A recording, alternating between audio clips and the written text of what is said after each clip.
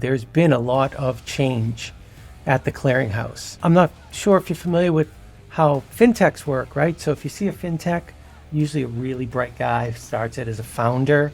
And as they develop and as they seek additional funding, there's concessions. There's new board members. There's new management involved. Some round of funding may depend on improving something. Welcome in, everybody. You're listening to Wrestling Payments. Hello and welcome to Wrestling Payments. I am your host, Joe Casali. I'm glad to be here. We have a special event today. We are talking about different highlights within the industry. If you are unaware, in general, fraud is generally on the incline. There's more fraud happening. Maybe there's more bad guys. Maybe they're getting smarter. Maybe they're getting more tech savvy.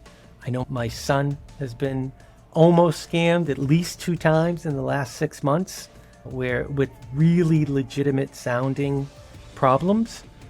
Unfortunately, he has a dad who says, no, don't trust him. And they were both scams. It was crazy. But in this case, we talk about Zelle. And if you're unfamiliar, Zelle is a bank provided product run by financial institutions, large financial institutions.